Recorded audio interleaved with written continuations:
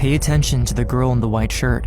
This is 18-year-old Nia Wilson. She's getting off the train to transfer, like many other people in the crowded station. But watch again. This time, don't look at the girl. Instead, watch the man behind her in the white and gray hoodie. He follows her off the train, pulling his hood down and taking off his sunglasses. He looks around as if to plan an escape route. Then, he reaches down, pulling something out of his pant leg. Look closer. The item he pulled out is a knife. He quickly covers it up with his sweatshirt, but he has it at the ready, and no one else in the busy train station has noticed. The girl he's following, Nia, is on her way home with two of her older sisters, Tashaya and Latifa. They just called their dad to let him know they should be back soon, and they wait for the train doors to open. But moments later, the man attacks. Taking advantage of the panic that follows, he blends in with the crowd. He runs down the stairs and exits the station, running through the gate before seeing police outside. Recorded on an officer's body cam, he pretends to be a witness to the attack, telling them someone was injured on the platform. He waves them up, and they run to the scene to help the girls, unknowingly letting their attacker get away. He escapes from the station without anyone chasing after him, and he runs to a nearby parking structure. Then, he changes into a different hoodie, putting the other in a backpack, and he takes off his shoes and sweatpants. Next, he runs out and over to a bus stop. When a bus pulls up, he fakes an injury so he can get a free ride. After getting off the bus and away from security cameras, he disappears. He believes he thought of everything to escape justice, but in this footage, police will find the crucial mistake he made during his getaway that will ultimately lead to his capture and avenge the sisters' attack. It's July 22nd, 2018. Around 9:45 p.m., the girl's dad gets a frantic call from his daughter, Tashaya. I couldn't understand what she was saying. All I could recognize her saying was Bart. I figured maybe they got into a little skirmish with somebody on Bart. Unsure of what he'll find, he rushes to the car right away and drives to the MacArthur BART station, or Bay Area Rapid Transit. All he knows is that his girls are in trouble, but what he sees there is worse than he could ever imagine. When I got there, I see a bunch of ambulance and police. I see them loading Latifa in the ambulance. I seen blood dripping down her arm, and I asked her what happened. She just said, go check on Nia. I turn around, I run up the stairs at Bart, and I see my daughter's body. It's the hardest thing I ever experienced in my life, seeing my baby dead. It's impossible for Nia's dad to wrap his head around what he's seeing. In less than 3 minutes from when she was stabbed in the neck, Nia has died. Her dad also has the heartbreaking task of calling her mom, Alicia. When she hears what happened, Alicia is shattered. In disbelief, she leaves her home in Sacramento and heads for Oakland right away. It was like the longest, quietest, because I kept on waiting on them to call back and say she okay.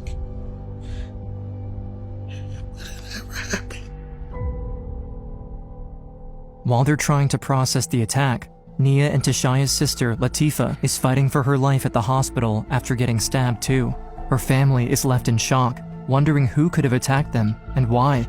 I'm just trying to figure out, do I know him from somewhere? Did we have an interaction with him in any way, shape, or form? Because who is this? And why did he target us? I just felt like rage.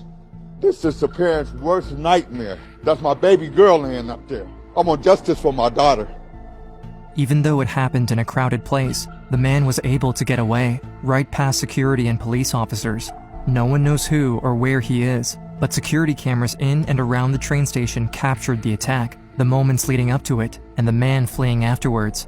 And as investigators review the footage, there's a breakthrough.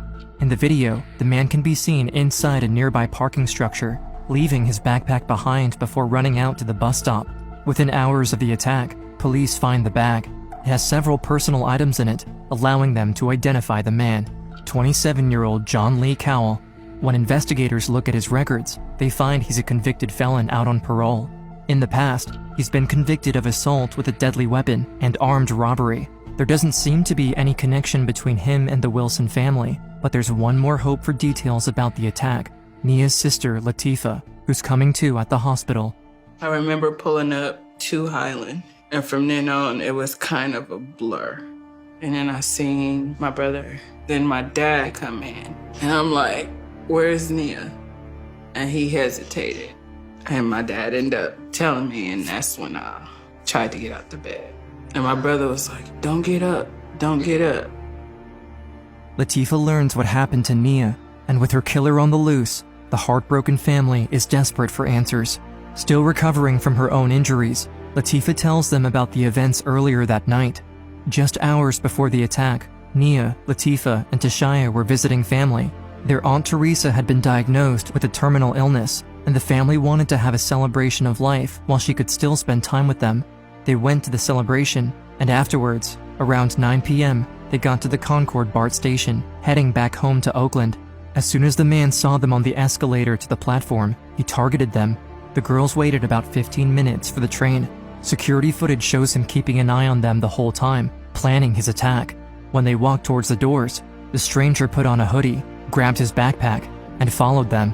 He entered the train, sitting down near the sisters. For multiple stops, he watched them behind his sunglasses, but he didn't approach them. When the sisters reached MacArthur Station around 9:35, they moved to step off the train to transfer, and he followed. Tashaya got on the next train first. Then, a woman with a baby in a stroller started to back out through the doors, and Latifah and Nia waited on the platform. She don't see us because she's backing up, but the baby like this at Nia. And Nia, hi baby. And me and Nia proceeded to walk onto the BART train, but all you hear is, and Nia flung forward. And before I know I could turn back to me, and that's when Nia screamed my name. I seen Nia, it was like she tripped. I was in shock. I didn't know what to do at that moment. But all of a sudden, Tashaya saw blood. Nia was stabbed twice in the neck, and Latifah, who was standing next to her on the platform, was stabbed too before the attacker fled. The doors had closed and then they had reopened, and then I started screaming, trying to go find help. I believe an officer came and talked to me. I was just like, go help my sister, just make sure she's okay. The woman with the stroller quickly threw her baby's blanket over Nia's neck, and Latifah pressed it against her, desperately trying to slow the bleeding and save her sister. And all I could think of is like, apply pressure. I'm not knowing if I'm hurting her. I'm not knowing if I'm making it. And then I turned around and the security guard just grabbed me. It was like, you've been stabbed too. The security guard pulled her away, but Latifah didn't care about her own injuries. All she could think about in that moment was her sister. I still feel that guilt of I couldn't save her. She just yelled my name. Tifa, Tifa, Tifa. And what did you say to her in those final moments as you were with her? I love her. And we're gonna get through this. And I said, I got you, baby, I got you. You're my baby sister. Latifah and Tashaya would do anything to catch the man who took their little sister away from them.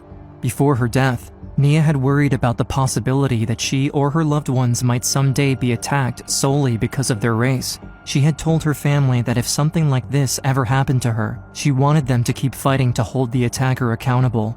Now, facing Nia's fears coming true, her family refuses to let her killer get away with it. Nearly 12 hours after the attack, there's renewed hope of bringing the man to justice when police share his photo and information with the public. He is a violent felon who is currently on parole, and we currently have an active arrest warrant for his arrest for the murder of Nia. But when I tell you all my brothers, sisters, cousins, everybody was looking for him. News spreads quickly, and the residents of Oakland do all they can to help in the search. The man was a complete stranger to the whole family, and they worry that it was a racially motivated attack. While police recovered the footage and backpack within a few hours, it took them nearly 12 hours to release the man's information, and people feared that her killer wouldn't be caught if they didn't bring more attention to it themselves.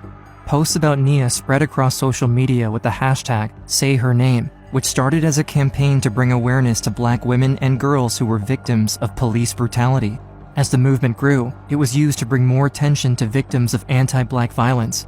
Outrage builds, and around 1,000 members of the community gather at the train station for a vigil for Nia, pushing to get her story heard, honoring her and demanding justice. Even with so many eyes looking out for the man who killed Nia and tried to kill Latifah, it seems like he might have vanished. But during the vigil, police get an anonymous call that changes everything. The caller says they're on a BART train, and they recognize someone on the train with them as the man they've been looking for, John Cowell. The train is headed right towards MacArthur Station, the scene of the crime, and where the vigil is being held. Police don't know if the man is aiming to hurt more people, but they race to stop him before he has a chance. They wait at MacArthur Station for the train to arrive, hoping to catch him by surprise. Then, the train gets there, and the doors open. Officers look everywhere, but they don't see him. However, at the nearby Pleasant Hill Station, around 20 minutes away, officers search the train for him too. This time, they find the man right in the middle of the doorway.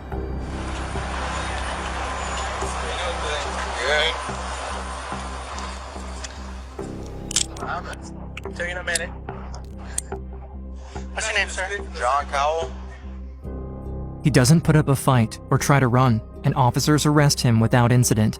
Less than 24 hours after the attack, the manhunt has come to an end. But while the man seems cooperative in this footage, he still has a plan to try to escape justice. In February of 2020, John Lee Cowell goes on trial. He has a history of mental illness, and he pleads not guilty by reason of insanity. When he testifies, he leans into it, saying he believed the sisters were aliens who kidnapped his grandmother. He just made a mockery out of it, like the things he was talking about up there because he wanted to play crazy. At one point, I intended to play the video to demonstrate that he knew what he was doing. He started screaming, yelling, cussing at me, telling me that I knew he was innocent, and simply disrupting the courtroom. Even after the judge repeatedly warns him to stop, he continues his rant, cursing at the prosecutor, and gets removed from the courtroom. The security footage from the night of the stabbing makes it clear he had a plan to attack and escape, even having a backup outfit to change into afterwards. He targeted the sisters instead of anyone else at the station, and the prosecution considers charging Cowell with a hate crime as well. There were many women and people who entered into the BART platform. He did not focus on any of them. As soon as he saw 3 young African-American women, he fixated on them, and every indication, every angle of the surveillance makes that very clear. While he was in custody, he went out of his way to engage an African-American deputy and proceeded to call her lots of racial slurs as well. There's no doubt in my mind that the assault was racially motivated. You killed her because of her skin. You didn't kill her for anything else. But with how difficult it would be to prove it was a hate crime, District Attorney Butch Ford recommends seeking premeditated murder and the special circumstance of lying in wait because he watched and followed them onto the train before attacking at the station. The family agrees, hoping to send him to jail for the rest of his life. And as Ford reviews the phone calls Cowell made while in custody, he makes a breakthrough. Mr. Cowell was happy to speak to his mental health caregivers because Mr. Cowell had mental health issues. There's no disputing that. But he also was forthcoming that he needed to stop taking his medication so that he could appear more crazy when the trial started. I think it was an absolute show. During the trial, he tries to play up the idea that he can't control himself and doesn't know what he's doing. But the judge isn't fooled by his antics, ruling that he was sane at the time of the attack. John Cowell is convicted of the murder of Nia Wilson, the attempted murder of her sister Latifah, and the special circumstance of lying in wait. He is sentenced to life in prison without parole. With him behind bars for the rest of his life, Nia's family can finally start to move on with theirs. Spend the rest of his life in prison. So I really think justice was served. And I know Nia smiling down on her family, her sisters, her friends, all her loved ones, the community. I know she can rest in peace now. But while her family knows the man won't be able to hurt anyone again, it's a bittersweet moment. Now that the trial is over, they struggle to move on, grieving the tragic loss and reality of life without Nia. It's still a shock and overwhelming. Parts of me don't want to believe what's going on, and parts of me have to face reality. It was just something that I couldn't believe, you know. I couldn't sleep, couldn't eat. Messed around and had a stroke. I don't speak too clear. I have limited use of my right side. While it's a long, healing journey, Nia's family members each have their own ways of finding the strength to keep going. My dogs keep me up. We have a husky. She's very spoiled and she made me take her out for walks. She keeps me going. She's my therapy. Nia's sisters still grapple with the guilt of surviving the attack, but with the help of therapy, meditation, and loved ones, Tashaya and Latifah are able to find themselves again. They know Nia would do anything to make them happy, and they see how her story spreads, impacting people across the country. The community comes together because of her, with hundreds of people showing up to her funeral. She was dressed in gold and white, had a white casket. They gave her a carriage ride, released doves. It was beautiful. The name Nia comes from the Swahili word purpose.